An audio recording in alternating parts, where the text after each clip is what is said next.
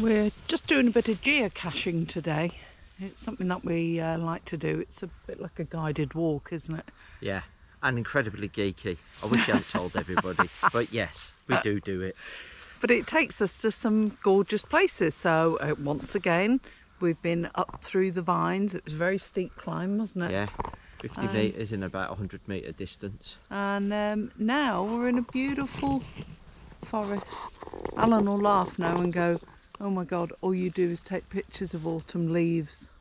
That's because we're always away in the autumn. Yeah. And you can hear the bells in the distance. The church is ringing the Angelus at 12 o'clock. I only know this because I'm a good Catholic girl.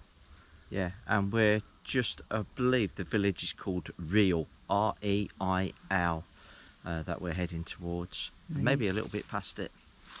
Yeah.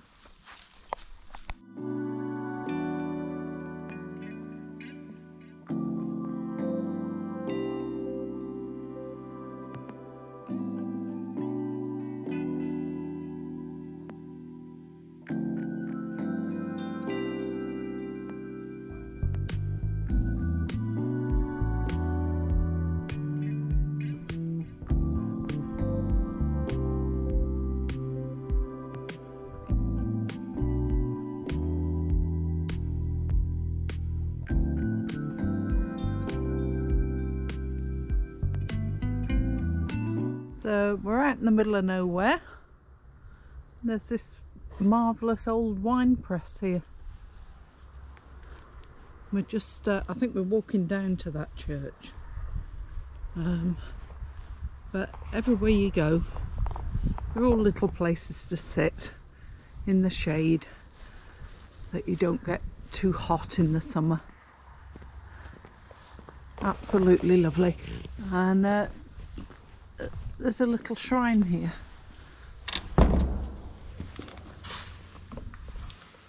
Wow. It's actually a little chapel with freshly lit candle.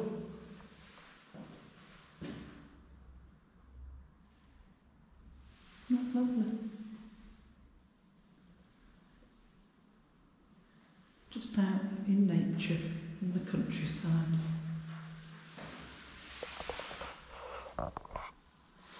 Obviously still very well maintained, and a couple of little pews and even a little broom look for you to clean. So we're just heading back down through the vines today, and I've just thought that this will be our last little wander through the vines of our holiday, because we're heading up country tomorrow, aren't we? We are indeed. And home on Monday, early Monday morning. And whilst we were at the top, the emergency civil defence warnings went off. They first went off in the village of Real, and then they went off on the villages further and further up the river. It seems strange that they still test them. I don't know if they're flood defences or just normal wartime, but strange to hear the sirens going off so loud and so long.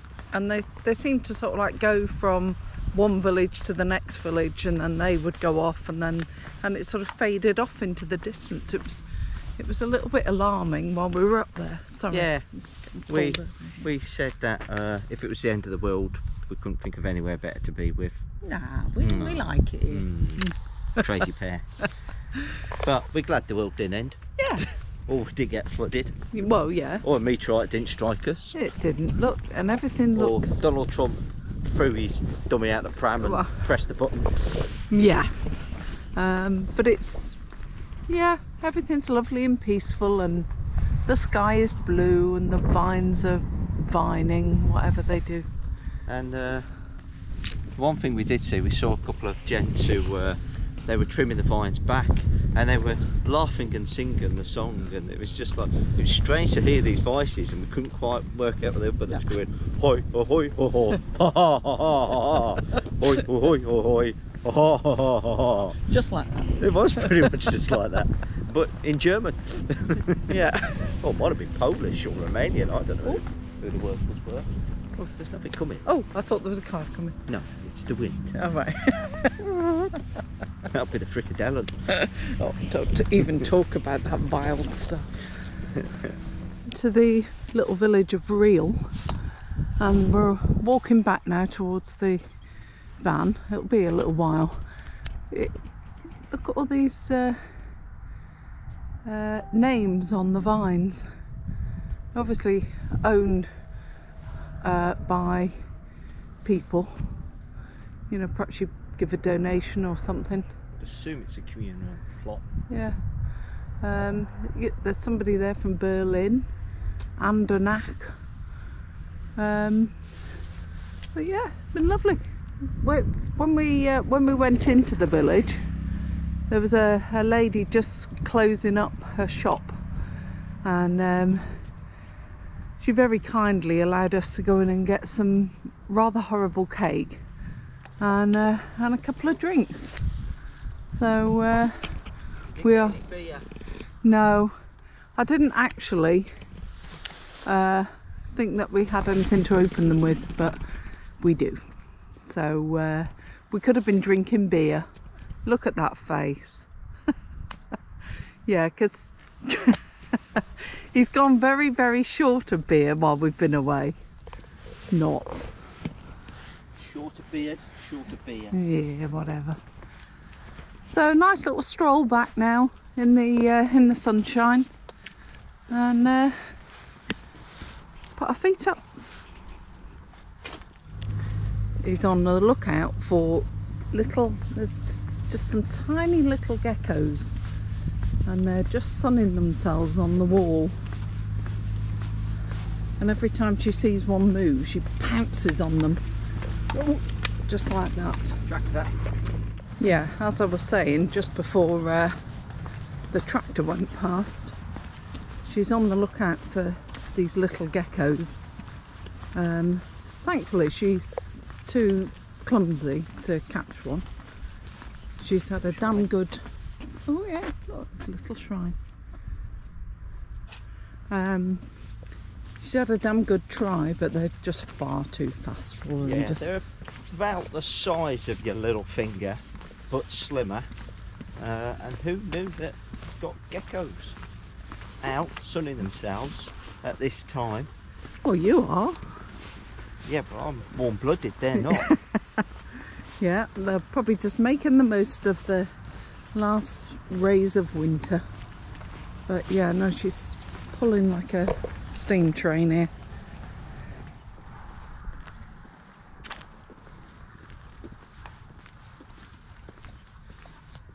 People working.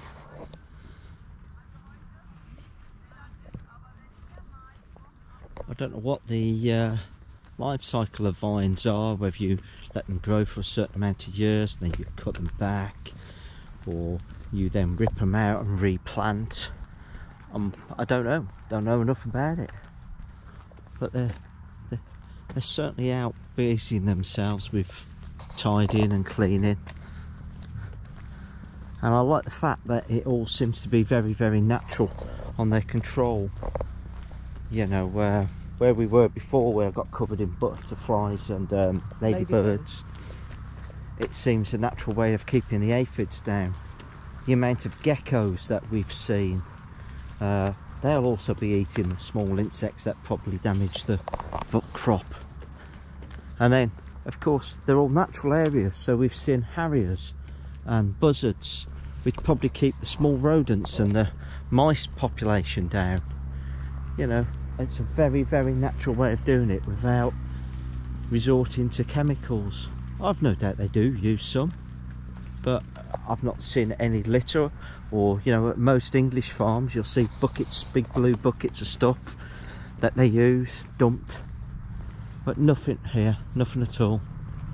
Well, they sort of seem to treat it like almost like their back gardens, don't they? Because they have like little seating areas outside, and we've just seen a family, you know, an older family, just come out and they're having a glass of wine out in the sunshine, sitting in amongst all the vines. Yeah, well, people were there trimming away at some of them. Yeah. Probably got the Polski workers in. I don't know, it looked like as though you'd just come out on a Saturday afternoon, do your trimming your bush. That's rude. Just walking into the town of Berg. That looks like somewhere that's just about to start getting done up. Got all the new timber in. Not a cheap renovation, but a very important one. Got all your returns. Got your church. Yeah. Markings on the door. Winery Sean.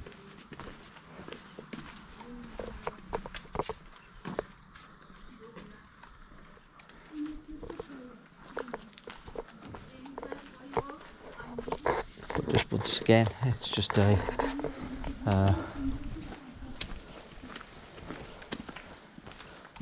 nice example of a quiet Mosel town. Apart from probably there's a load of people walking. I'll turn the camera off. Well, everywhere I go and I see one of these, I normally do my little joke, which was I found a wishing well and I threw in €1, and that's not what I asked for.